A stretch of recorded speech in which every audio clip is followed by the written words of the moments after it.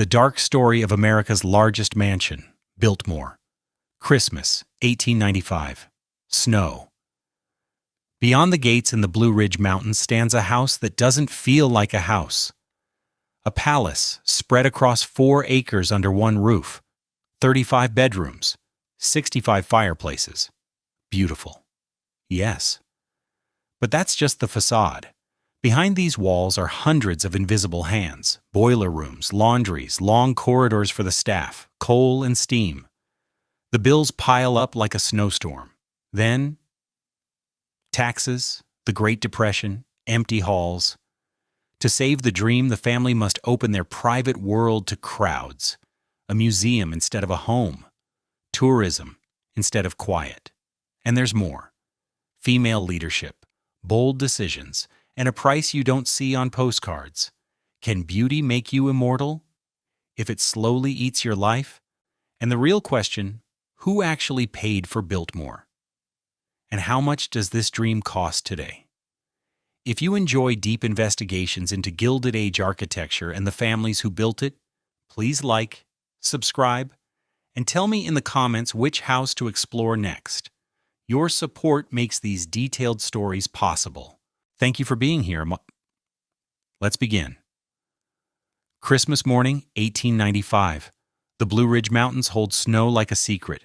The air tastes of wood smoke and pine. Beyond Asheville, North Carolina, past forests that run for miles, a private road climbs. Iron gates, a curve upward, and then a residence that refuses the word house, Biltmore. It rises from the hillside like a fragment of the Loire transplanted to America. Limestone walls, steep slate roofs, towers and turrets catching the winter light, 4 acres under one roof, 35 bedrooms, 65 fireplaces, a banquet hall whose ceiling soars roughly 70 feet, a library holding about 10,000 volumes. Beneath the stone and oak, a marvel of modernity for 1895. Electric light throughout, elevators, central heating from massive boilers, refrigeration, fire alarms, and call buttons set into the woodwork of principal rooms. Numbers signal magnitude, but they do not deliver the sensation. Stand in the entrance hall and look up. Stone climbs for 3 stories. A barrel-vaulted ceiling carries carved oak and painted detail, polished marble underfoot.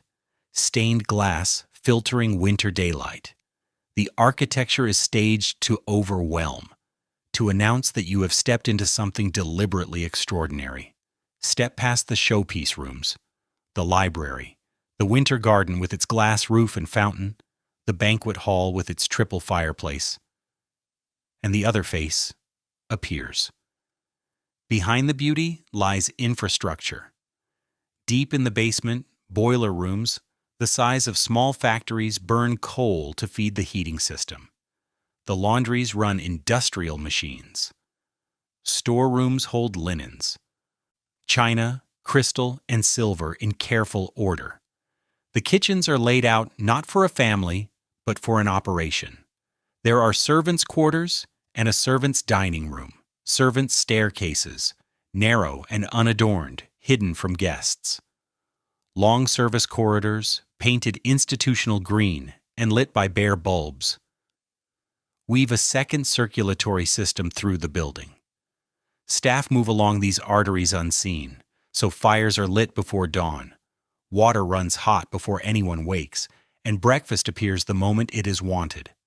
Biltmore employs well over 100 people, maids, footmen, cooks, laundresses, stable hands, gardeners, foresters, drivers, electrical engineers to tend the wiring and generators, plumbers for the intricate indoor pipes, still rare in the rural South. Each post has a purpose. Remove one, and the mechanism falters. The cost of keeping Biltmore alive is heavy. Coal comes in by the ton. Provisions are purchased in bulk or produced on the estate. Wages go out every week. Maintenance never stops. A structure of this size always asks for attention. Leaking slates, hairline cracks in plaster, a pipe that gives way in a cold snap. The heating plant alone demands daily checks and seasonal overhauls. Christmas of 1895 is a triumph. Music rings in the winter garden. Garlands and candles dress the public rooms. Guests arrive by train, then ride by carriage along the winding approach. After dusk, the building glows with electric light, a beacon against the mountains. For a handful of days, the dream feels whole. Under the celebration, a quiet pressure gathers. The house is magnificent, and it is also a machine that eats resources at a pace difficult to sustain. The beauty is real. The cost is real. Together, they will govern every choice that follows. An unspoken question, present that morning, and sharper with each passing year, begins to form. How long can this last? To understand what comes next, you have to understand who made this place and why. Let's go back to the beginning. The man who conceived Biltmore was not what you might expect. George Washington Vanderbilt II was born in 1862 into America's wealthiest family. His grandfather, Cornelius Vanderbilt, the Commodore, built a transportation empire of steamships and then railroads.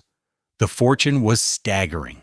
By the time George received his share, the Vanderbilt name signified power, influence, and money on a scale few American families had ever approached. But George was different from his brothers. While older siblings raised palaces in Newport and New York, hosted glittering parties, and chased society's approval, George disappeared into books. He was shy, soft-spoken, uneasy in crowds.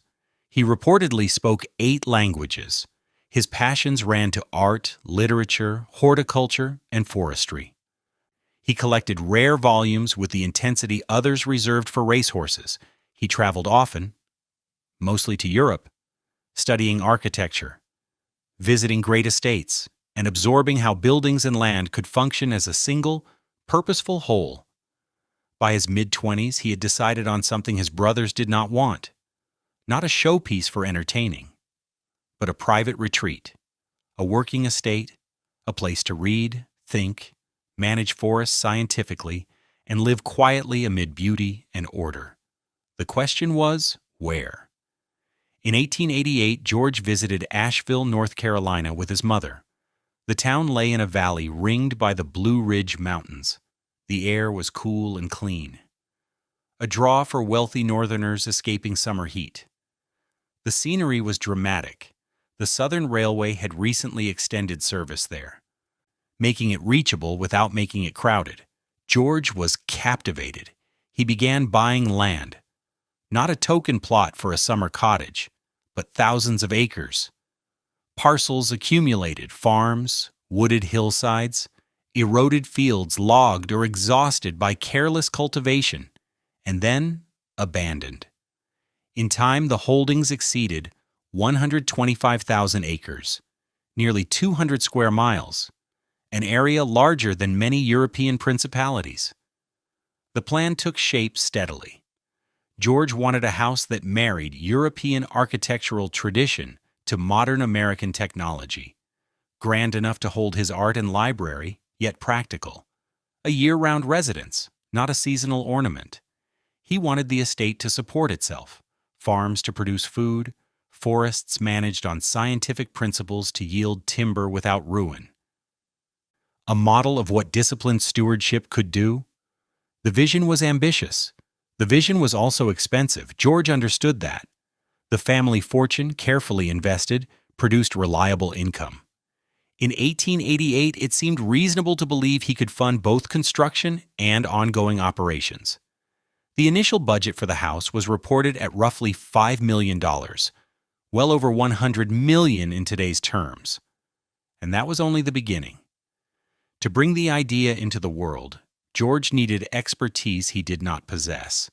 He needed architects, a landscape mind, engineers, and managers, people who could translate intention into stone, wood, water, roads, and working systems. He turned to 2 men whose names would become inseparable from Biltmore's story. The first was Richard Morris Hunt, America's leading architect. Trained at the École des Beaux-Arts in Paris, the first American to do so, Hunt designed mansions for New York's elite. Blending French Renaissance forms with modern construction, he understood scale and proportion, and how to make a building feel at once historic and current. When George approached him about Biltmore, Hunt was in his 60s, at the height of his craft and reputation. The second was Frederick Law Olmsted, the landscape architect behind Central Park and dozens of other landmark projects. Olmsted was 70 when George hired him. His philosophy was firm. Landscape is not decoration. It is a living system. Plants, water, topography, soils, and views must work together. The goal is not to conquer nature, but to reveal its potential through informed, patient intervention. Together, George, Hunt, and Olmsted formed the core team. The dream had a visionary. Now it had designers. The next step was to build.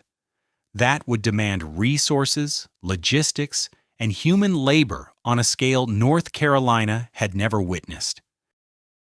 Building Biltmore was never a matter of hiring contractors and waiting. The scale of George's vision demanded planning that bordered on the military. Richard Morris Hunt arrived in Asheville and immediately grasped the challenge.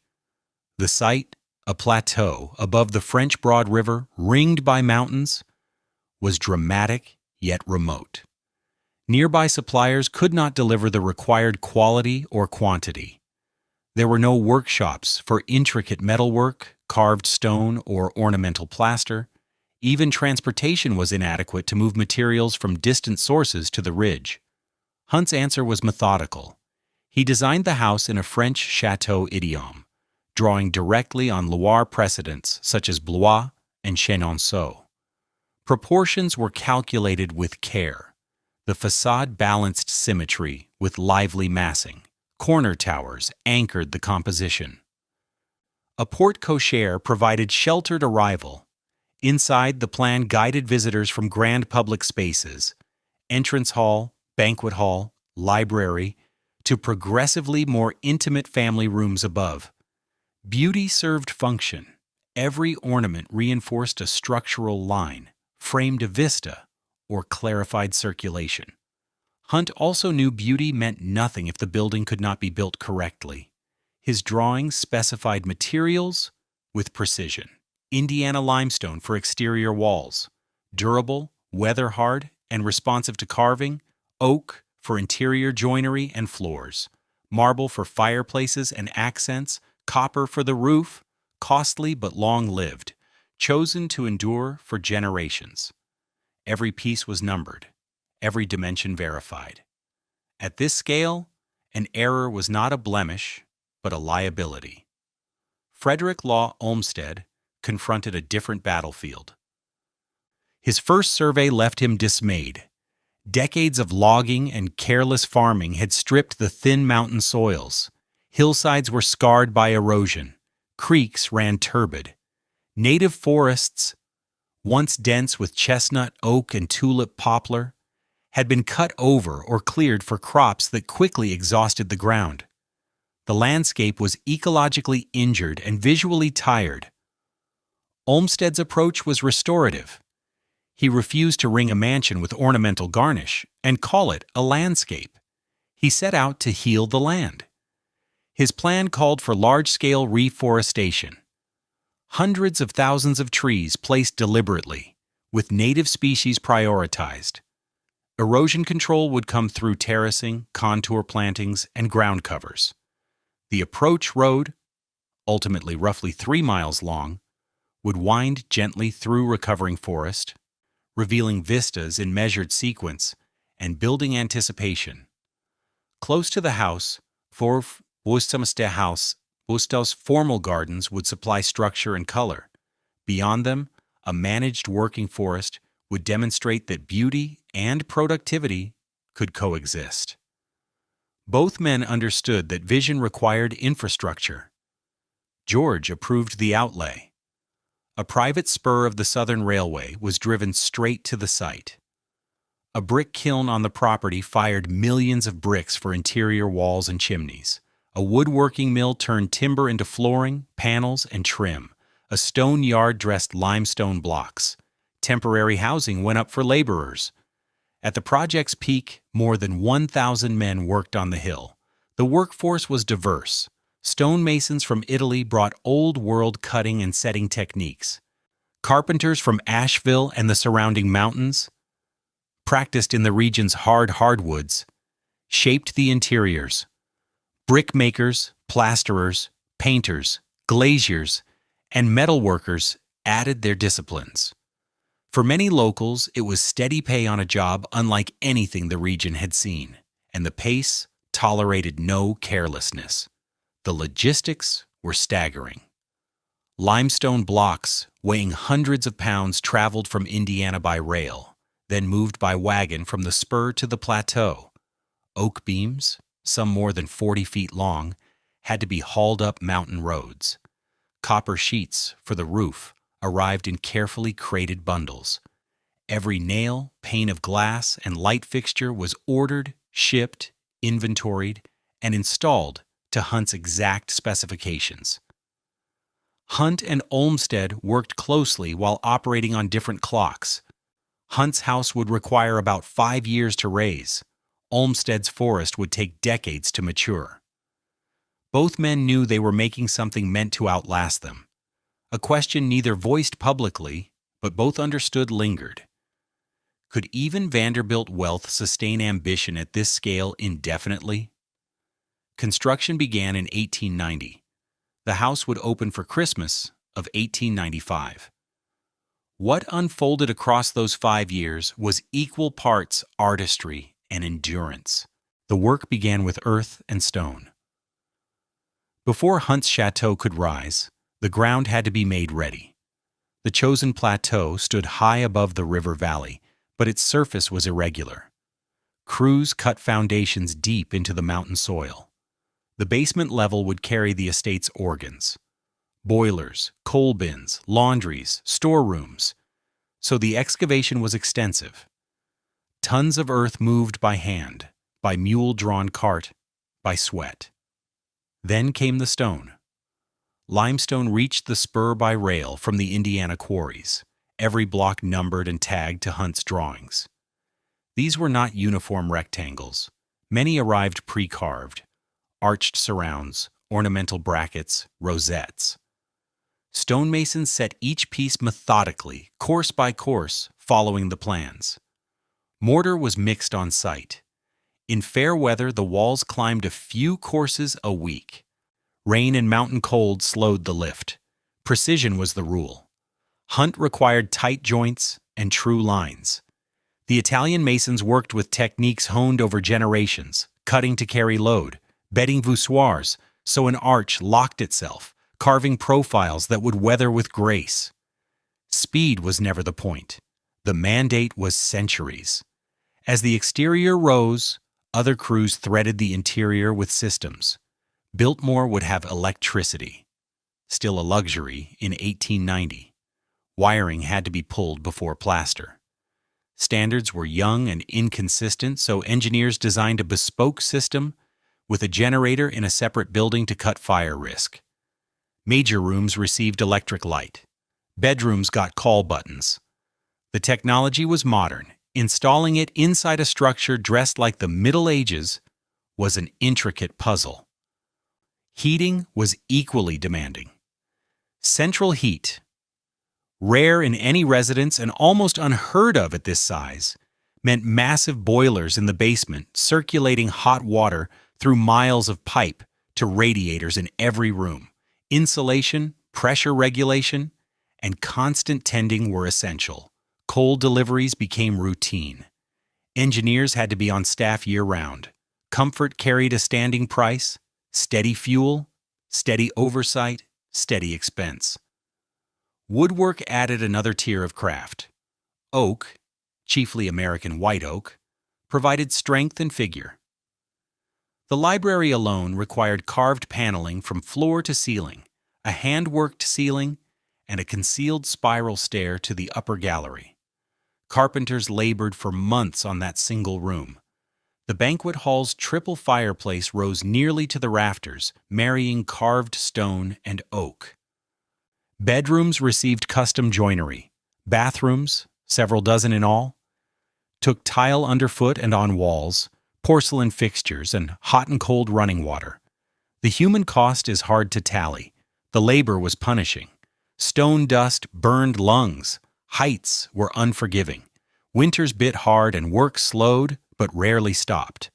Men put in 6 days a week, 10-hour days. Some slept in temporary housing on the estate. Others walked miles from Asheville each morning. Payroll ledgers in the Biltmore archives record hundreds of names. Stonemasons earned more than common laborers. Skill commanded a premium. Carpenters and plasterers drew day rates.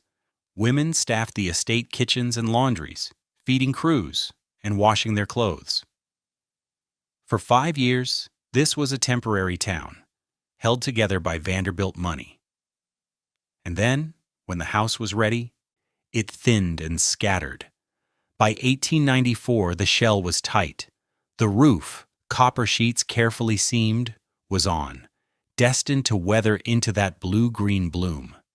Inside, plasterers closed walls. Painters laid down coat after coat on trim and ceilings. Electricians tested circuits. Plumbers pressure-tested lines. Tile setters moved from bath to bath. Furniture was ordered from shops and makers.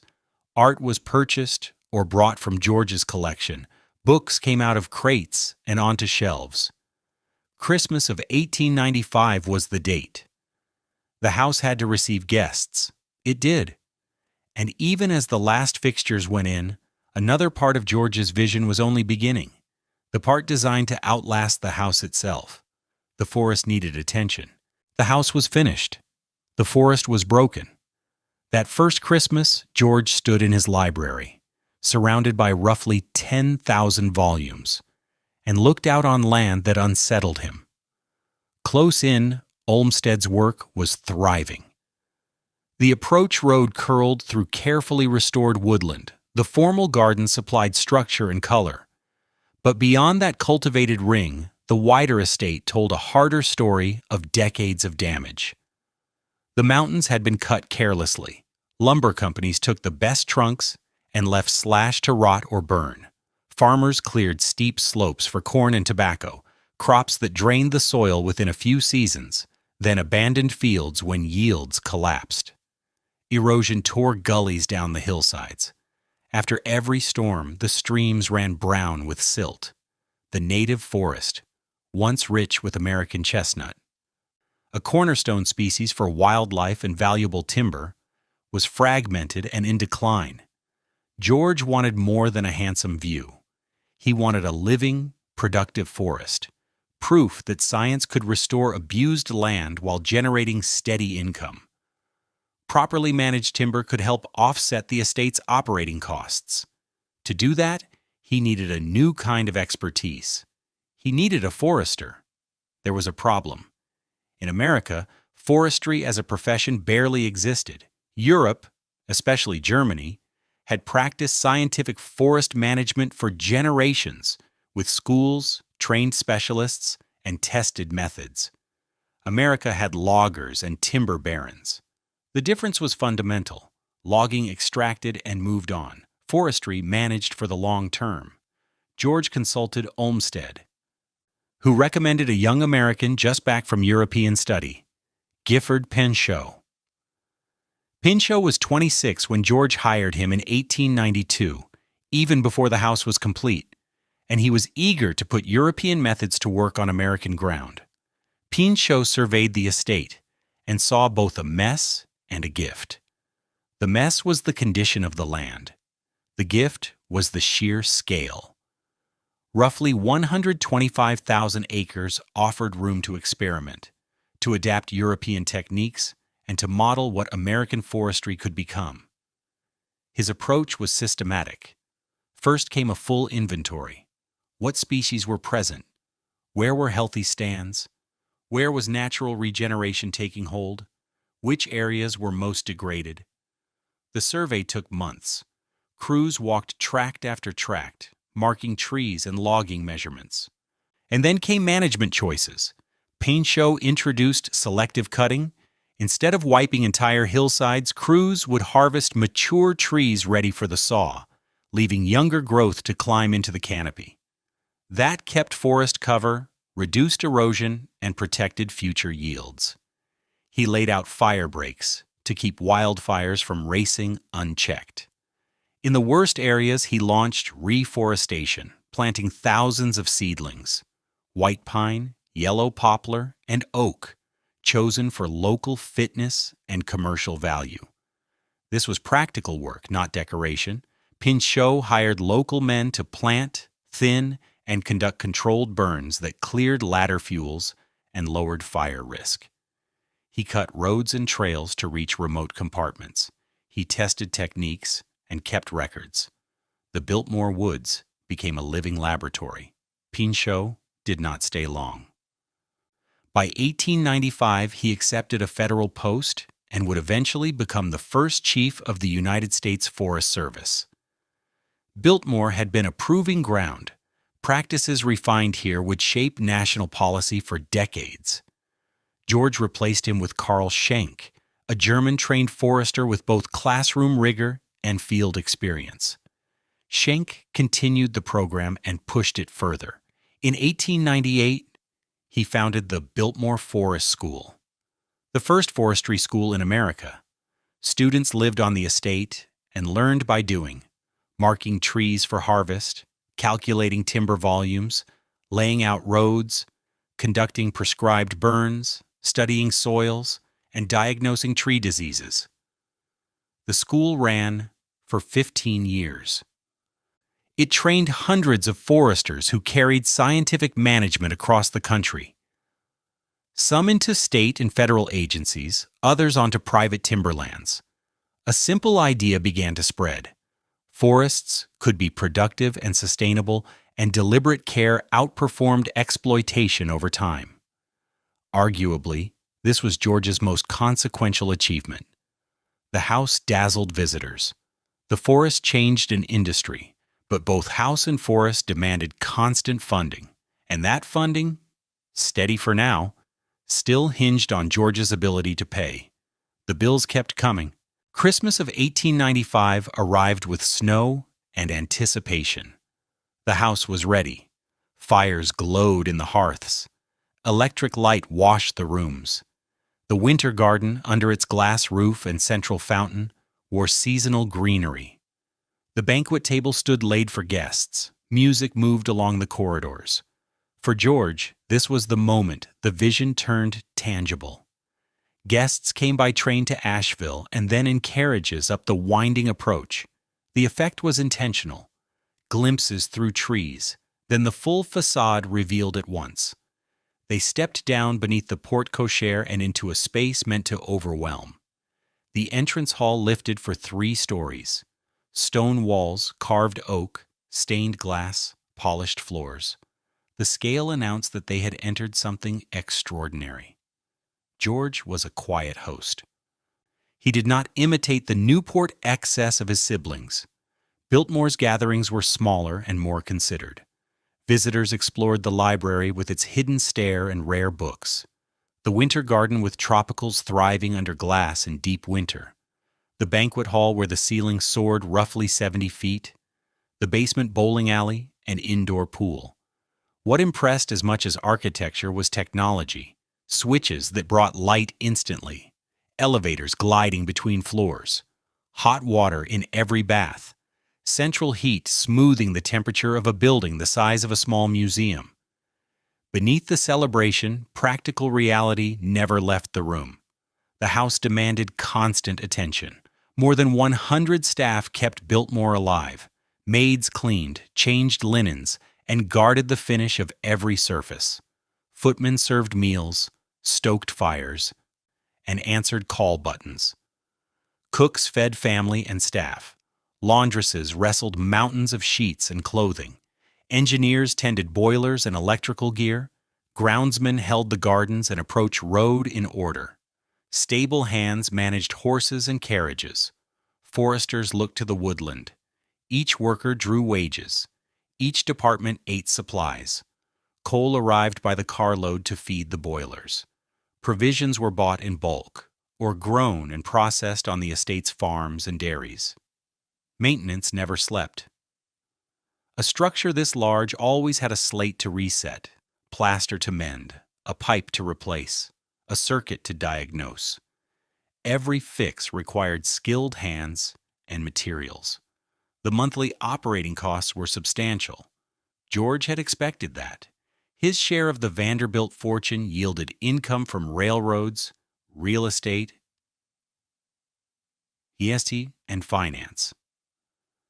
By any measure, it was considerable. The question was whether it was enough. George kept careful books. Ledgers in the archives itemize everything: salaries, coal, food, repairs, taxes, insurance. The figures are precise and daunting. The estate's productive arms were meant to shoulder part of the load. The dairy turned out milk, butter, and cheese. Gardens and glass houses supplied vegetables year-round. Orchards provided fruit. The forest, under Schenck and his students, began to generate timber revenue. These streams mattered, but they could not equal the cost of operating the house itself. George believed he could hold the balance. He had resources and resolve. He loved Biltmore, the hush of the library, the mountain views, the proof that scientific forestry could heal land. This was retreat, vocation, and legacy at once. Yet the pressure was real. Each month brought bills. Each month funds moved to meet them. The house was magnificent. The house was also a machine that burned money at a rate even Vanderbilt wealth might not sustain forever. George's answer was discipline. He avoided spectacle. He limited guest lists. He invested in productivity. Expanding farms, refining forest work, hunting for efficiencies wherever he could find them. The hope was simple. Over time, the estate would carry more of itself. For about a decade, the balance held. The house functioned. The forests improved. The settlement beyond the gates. Biltmore Village, created to house workers and provide services, became a tidy community with church, school, shops, and cottages. Wages were fair by contemporary standards, housing decent, management paternal, but for the era, comparatively enlightened. The estate looked stable. The dream looked sustainable. Then forces beyond George's control began to change the math. The years after that first Christmas settled into rhythm. George never meant Biltmore to be ornamental. From the start, his vision included productivity. The estate would be beautiful, yes, and it would work. Farms would supply food. Forests would yield timber. The land would help pay its way, or at least shoulder a meaningful share of its own upkeep. The farms expanded steadily.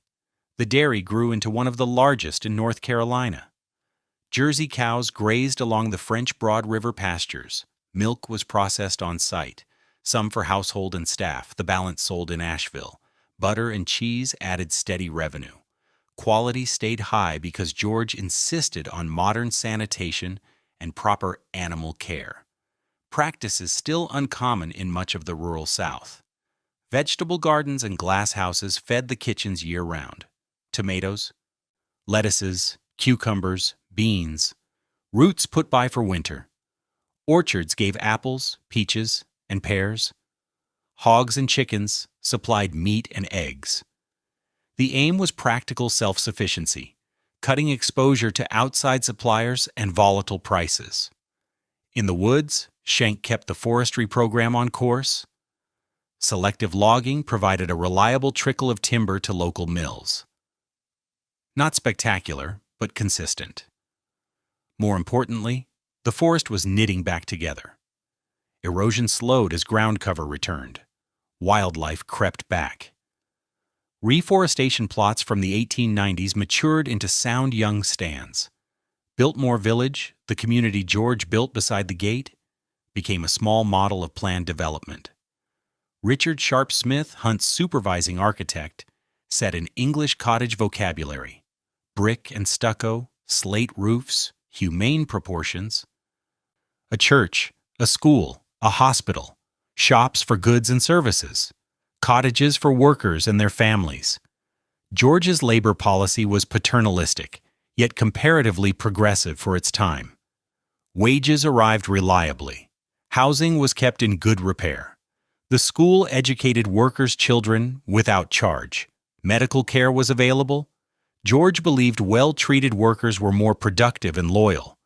It was sound business as much as charity. The result was a community whose living standards outpaced many southern mill towns and mining camps. Social life at Biltmore stayed intentionally restrained. George married Edith Stuyvesant Dresser in 1898, and she shared his preference for quiet over spectacle. They entertained selectively, small dinners, weekend guests, an occasional concert in the Winter Garden. Nothing like the costumed extravaganzas in Newport where orchestras played till dawn. Restraint was partly temperament.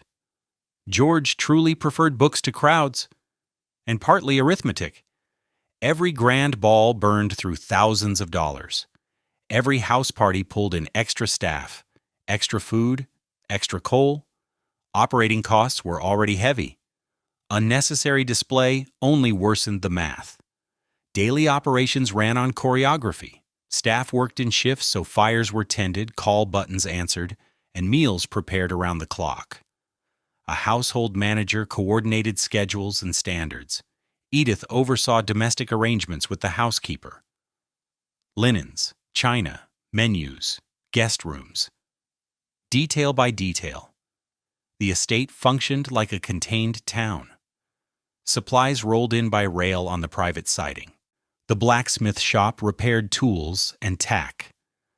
The carpenter shop built furniture and handled joinery repairs. The garage housed motor cars. George was an early adopter and saw that automobiles would overtake carriages. For a time, the system worked. Investment income covered the remaining deficit. Farms and forests contributed. The estate employed hundreds, supporting families across the region. Biltmore became Asheville's largest employer and a point of civic pride. Yet the balance was delicate. Cash had to move in an unbroken stream. Any shock to George's investment income, a market slide, a recession, would bite immediately. There was little safe room to cut without shuttering parts of the house or dismissing staff, steps that would undercut the estate's purpose. George managed with care, watching expenses, chasing efficiencies, refusing waste. He hoped the estate's productive capacity would keep growing as costs steadied. He did not foresee two oncoming shocks, one fiscal, one personal, that would bend Biltmore's trajectory. The first came from Washington. By 1910, Biltmore had reached a kind of equilibrium. The house had been running for 15 years. Systems were settled. Staff knew their roles. Farms were productive. Forests, under scientific management, produced steady timber income while visibly recovering from decades of abuse. George and Edith had a daughter, Cornelia, born in 1900. The family lived quietly, winters at Biltmore, and summers traveling or staying at other properties. The estate looked stable. The dream felt secure. Then Washington changed the rules. In 1913, Congress ratified the 16th Amendment, creating a federal income tax. Until then, wealthy Americans paid little direct tax to the federal government. Local property taxes existed, but income largely went untaxed, the ground on which the Vanderbilt fortune had accumulated and grown. The income tax changed the math. A significant share of George's annual income, the money that carried Biltmore's operating costs, now went to the federal government. Rates began low and rose quickly for top earners. Each year, George transferred substantial sums to Washington, dollars that had previously covered coal, salaries, and repairs. The effect was immediate. The careful balance of income versus expense tipped. Operating costs did not fall. The house still demanded fuel, labor, maintenance, and supplies, but the money available to meet those costs shrank. George read the ledgers with mounting concern. Cuts would be necessary. Where to cut? Every department felt essential. Dismissing staff would cripple operations. Shuttering rooms would undercut the estate's purpose. Trimming farms or forests would reduce the very revenue that helped. George began to adjust. Travel was curtailed. New purchases were deferred. Non-critical maintenance was postponed. Vacant positions were not always refilled. The changes were incremental and cautious, intended to preserve core function while easing cash outflow. He believed he could steer through. The tax was permanent, but the estate could adapt. Productivity could climb. Expenses could be shaved. With time, a new equilibrium might emerge. Time ran out. In March of 1914, George traveled to Washington, District of Columbia, for medical consultations. He had been struggling with health issues, complications from appendicitis, by most accounts. The condition worsened abruptly. Surgeons operated in emergency. George Washington Vanderbilt II died in Washington on March 6, 1914. He was 51 years old. The news reached Biltmore by telegram. Staff, village, and region felt the shock. George had been a quiet presence, yet his vision shaped everything: the house, the forestry program, jobs, and civic support. His death opened a void. For Edith, the loss was intimate and operational. She had lost her husband and inherited a strained enterprise. George's will left Biltmore to Edith for her lifetime, then to their daughter Cornelia. The bequest included all assets: house, land, farms, forests, and all obligations. Edith sat at George's desk in the library and studied the numbers. The picture was sobering. Monthly operating costs were large and largely fixed. Farm and timber revenues helped but did not close the gap. The difference had always come from George's investment income. That income still existed. His estate was substantial. But federal income taxes and the costs of settling the estate reduced what was available. The arithmetic was blunt. As then operated, Biltmore cost more to run than it generated. Without significant change, the estate would draw down capital until within a decade perhaps funds would be exhausted. Edith faced a choice. She could attempt to preserve the estate exactly as George envisioned, likely ending in bankruptcy and forced sale, or she could make hard decisions now, while options remained, to ensure that something endured. She was 43 years old, a widow with a teenage daughter and an estate that employed hundreds. The responsibility was immense. But Edith was pragmatic, intelligent, and tougher than many realized. She began to plan. Edith understood what many wealthy widows of her era did not. Sentiment could not pay bills. She loved Biltmore. George had built it as his life's work, and she had helped make it a home. But love would not keep the boilers firing or the staff paid. The estate was bleeding cash. Without decisive action, everything George created would vanish within a few years. The first step was assessment. Edith hired accountants and lawyers to examine the books end to end. Their findings confirmed her fears. Annual operating costs hovered around $250,000, roughly $7 million in today's currency. Revenue from farms, the dairy, and timber covered perhaps 1/3. The remainder depended on investment income already diminished by federal taxes and by the costs of settling George's estate. The arithmetic was unforgiving. At the current pace, capital would be spent within a decade, sooner if major repairs or a downturn struck. Once funds were gone, creditors and tax collectors would move. The estate could be seized and auctioned. Edith weighed her options. She could liquidate everything at once, live comfortably elsewhere, and close the chapter. Many advisors urged exactly that. She refused. Biltmore was more than memory. It sustained hundreds of families in a region with limited opportunity.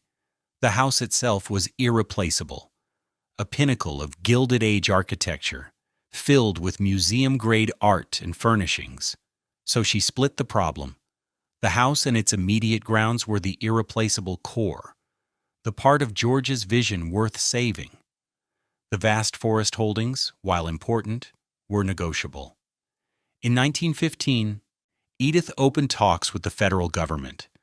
The United States Forest Service, newly established and for a time led by George's former forester Gifford Pinchot, was seeking large tracts for national forests. The land George had assembled and managed scientifically was exactly what the government wanted: contiguous acreage with proven potential for sustainable management. The process took time. Surveyors had to mark lines. Boundaries required verification. Appraisers set values. Lawyers on both sides worked through terms. Congressional appropriations and politics added complexity. The sale closed in 1916. Approximately 86,700 acres, nearly two-thirds of the original estate, transferred to federal ownership. The government paid a fair figure, though less than George had invested in purchase and improvement. The transaction formed what became Pisgah National Forest, named for Mount Pisgah, the peak visible from Biltmore's terraces. The sale achieved Edith's main objective. It generated capital to retire debts and build a cushion for what remained.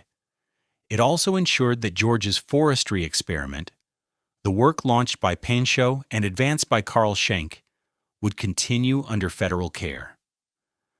The Biltmore Forest School closed. Schenck returned to Germany, but the forest itself would be protected and managed on principles George had championed. Edith retained roughly 8,000 acres around the house and village. Still substantial, but manageable. She could concentrate resources on the core without the crushing expense of administering tens of thousands of acres. Next came operational cuts. Headcount fell gradually through attrition and targeted layoffs. Edith tried to soften the blow. Severance where possible, letters of reference, help finding work. Departments were consolidated. Household staff shrank from more than 100 to roughly 60. Still large but sustainable. Maintenance was triaged. Essential systems, heat, electricity, plumbing, went to the front of the line. Cosmetic work waited. Unused wings were closed. Vents were shut to save coal. Formal gardens were simplified to reduce labor and inputs. Edith cut her own spending sharply. Guest lists narrowed. Entertaining became rare. Travel turned minimal. She focused on Cornelia's education and on keeping the estate solvent. Her method was calm and unsentimental. She kept detailed ledgers, reviewed accounts monthly, and questioned every expense. Restoring Biltmore to George's full vision was no longer feasible. The goal was lean continuity, a smaller operation that could live within its means. Through the 1920s, the strategy held. The estate stabilized. Bills were paid. Staff received wages. The house was maintained, if not lavishly. Cornelia grew up, married, and began a family. Then came 1929. The stock market fell. The Great Depression began, and Edith faced her next crisis. The crash arrived in October of 1929. Stock values collapsed. Banks failed. Businesses shuttered. Unemployment soared. An economy that had felt prosperous and steady through the 1920s revealed its fragility. Fortunes evaporated. Even well-diversified families watched their assets shrink. Biltmore was not immune. The investments that underwrote the estate's operating income lost value. Dividends thinned or stopped. The cash flow Edith relied on for wages, coal, supplies, and repairs turned uncertain.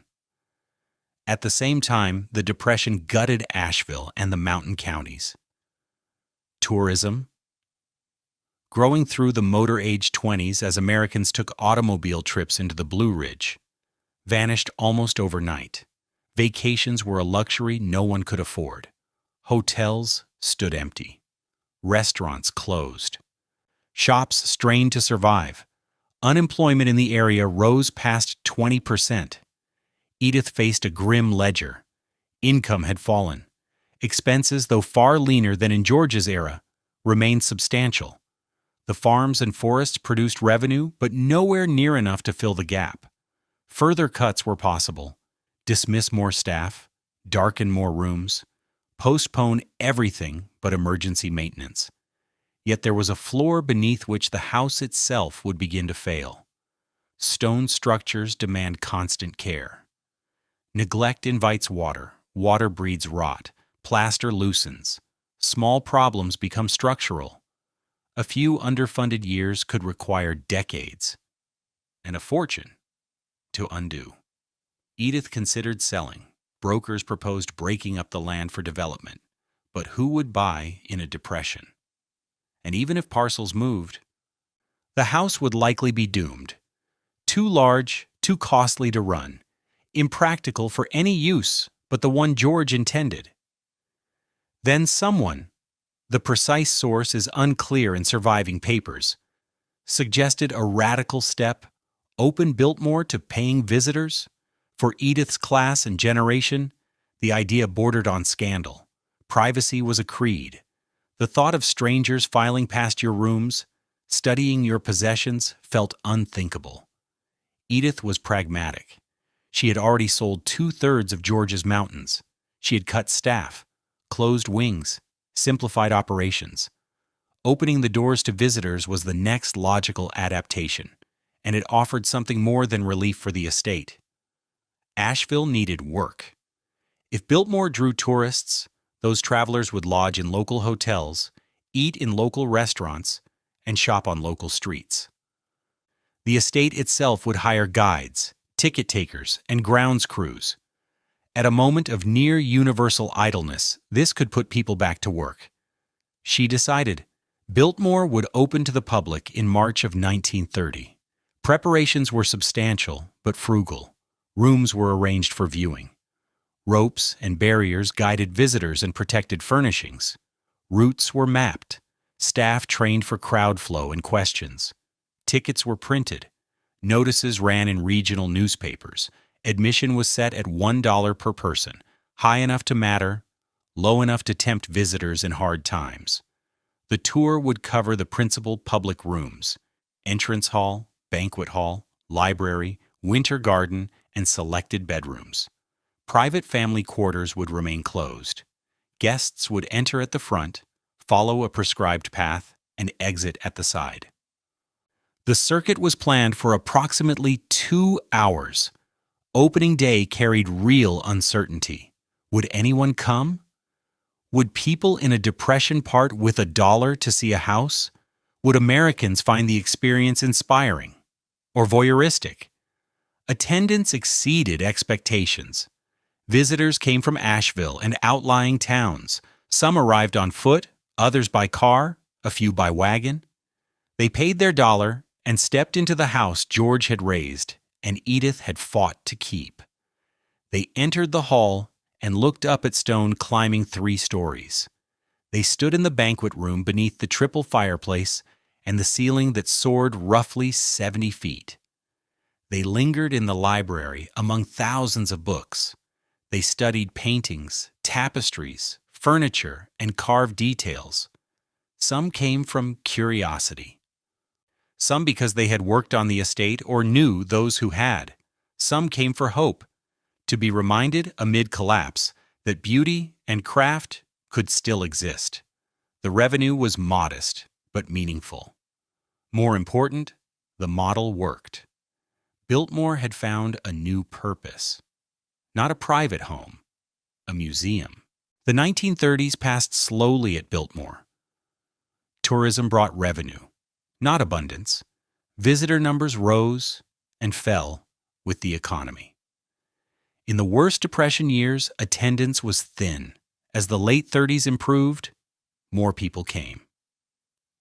The estate stabilized without prospering.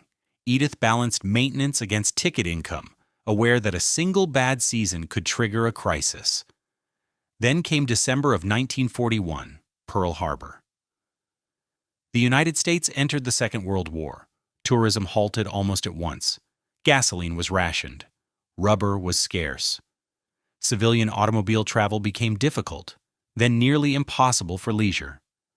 Young men left for service. Families focused on getting by, not going away. The visitors who had carried Biltmore through the Depression vanished. Edith faced another financial cliff. This time, an unexpected option appeared. The National Gallery of Art in Washington, District of Columbia, had a problem. Its collection, paintings, sculpture, and historic documents of immense cultural and monetary value, needed protection. With the nation at war and fears of bombing or sabotage in the capital, the gallery sought a secure site far from Washington to house its most important works. The requirements were exacting. The location needed to be inland, away from coastal threats. It required controllable climate, stable temperature and humidity for fragile art. It needed security, isolation, and restricted access. And it needed space, large rooms, to hold hundreds of crated pieces. Biltmore met every condition. The house sat in the mountains, far from ports and primary targets. Rooms were vast, with high ceilings. The structure was stone and largely fireproof. Mountain air was cool. George's heating system, installed half a century earlier, could regulate interior climate. The estate was private, gated, and reachable by limited roads that were easy to monitor. Negotiations proceeded quietly. In 1942, the first shipments arrived. Trucks rolled in at night bearing wooden crates stenciled only with numbers. Guards accompanied them. Crates entered through service doors and were carried to secure rooms. Chiefly the first-floor music room and several large upstairs bedrooms with minimal windows, stable temperatures, and ample floor area for safe stacking. The contents were extraordinary, though few at Biltmore knew specifics. The crates reportedly held works by Rembrandt, Raphael, Vermeer, and Gilbert Stuart, including Stuart's iconic portrait of George Washington, the image on the $1 bill. Paintings worth, in the aggregate, millions of dollars, sat in darkened rooms while war burned overseas. Security was discreet. Armed guards patrolled, dressed in civilian clothes to avoid attention. Staff understood that something important was stored and were told not to discuss it. Edith herself rarely entered the storage rooms. Representatives from the gallery visited periodically to verify temperature and humidity and to inspect conditions. The arrangement continued through 1942, 1943, and into 1944. A house built for beauty and entertaining now served as a vault. The winter garden fountain still whispered. Lights still glowed in the library. But the halls were quieter than they had been in decades. Few visitors, minimal activity, guards on rounds, and crates holding a portion of America's artistic inheritance. For Edith, the arrangement carried several benefits. The government paid rent, not a fortune, but reliable income while tourism had ceased. Federal guards effectively secured the entire estate at no cost to her. Most of all, the partnership affirmed Biltmore's significance. The house was not merely a relic of Gilded Age excess. It was a national resource trusted to protect culture in crisis. The war in Europe ended in May of 1945. The war in the Pacific ended in August. As peace returned, the National Gallery began retrieval. Crates were loaded, trucks departed for Washington, and the rooms at Biltmore were emptied, cleaned, and restored to their former uses. The art survived the war unscathed. Biltmore proved its worth not only as home or attraction, but as guardian of beauty in darkness. The house had found another purpose: protector. And in that role, Edith recognized something essential. Biltmore could serve. If it could serve, it had value beyond George's original vision. If it had value, it deserved to endure. The question became how to secure that endurance permanently. The post-war years brought new pressures and new thinking. Edith guided Biltmore through the 1940s and 1950s, building tourism as automobile travel resumed and the middle class grew. But she was aging. Born in 1873, she was in her 70s by the early 1950s. The question of Biltmore's long future could no longer be deferred. Her daughter Cornelia had married and divorced and spent long stretches away from the estate. The next line, Cornelia's sons, George and William Cecil, would inherit responsibility and, with it, the decision of what Biltmore should become. There was no obvious path. The house was vast, costly, and increasingly complex to maintain. Tourism, the model Edith had pioneered, generated revenue but not the kind needed for large-scale capital work. The estate existed in a precarious balance, solvent yet brittle, one major failure away from crisis. In 1963, Biltmore was designated a National Historic Landmark, a formal recognition of its architectural and historical weight. Prestige came with obligation. This place could not be allowed to slide into genteel ruin. Its preservation mattered beyond the family. William Cecil, taking primary charge, understood that survival required professionalization. Biltmore could not function as a private home occasionally open to callers. It had to operate as a business, a cultural site with professional management, strategic planning, and stable, diversified income. Change arrived deliberately through the 1960s and 1970s. Tourism was expanded and refined. Visitor facilities improved. Marketing grew more sophisticated. The estate began hosting events, weddings, conferences, seasonal festivals, carefully selected to align with the site's character. The winery, launched in 1985, added both a revenue stream and a reason to visit. Farm production continued, now with goods sold directly to guests. Expansion demanded restraint. More visitors meant more wear. Every body adds moisture, tracks grit, and touches surfaces. The task was to maximize income while minimizing harm. Preservation became systematic and continuous. Sections of the copper roof, now more than a century old, required repair or replacement. Limestone needed cleaning and conservation where pollution and weather softened carved detail. Interior oak needed refinishing. Plaster demanded steady patching. Electrical and plumbing systems dating to the 1890s had to be modernized discreetly, retaining historic character while meeting safety and reliability standards. The work was painstaking and expensive. Specialized craftspeople, stone carvers, plasterers, metalworkers, conservators, had to be recruited or trained. Materials were matched to originals. Every project began with research, moved through planning, and ended under tight quality control. Preservation was not a campaign with an end date. It was a permanent responsibility. Modern technology was threaded in lightly. Climate control improved to protect furnishings and art while reducing energy use.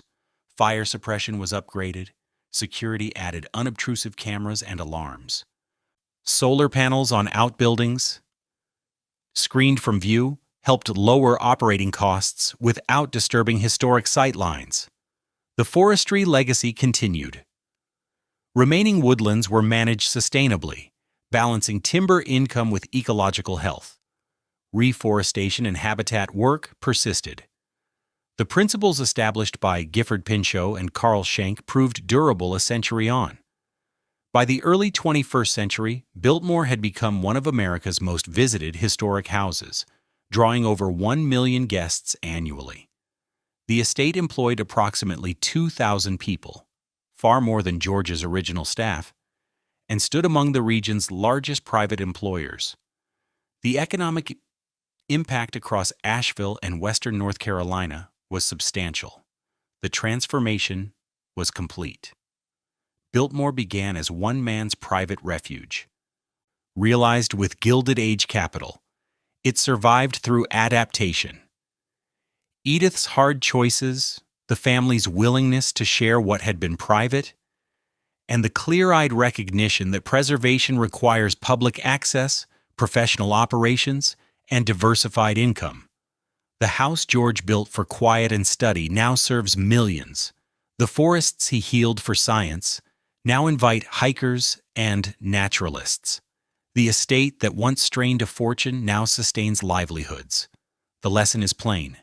Beauty by itself is not enough. Grand visions need resources. Resources without adaptation guarantee failure. Biltmore endured because its stewards were willing to change its purpose while protecting its essence. Who paid for Biltmore? Workers who built it. George, who funded it. Edith, who saved it. Visitors who sustain it. How much does the dream cost? More than money. It costs vision, sacrifice, adaptation, and the humility to let great things live by learning to serve.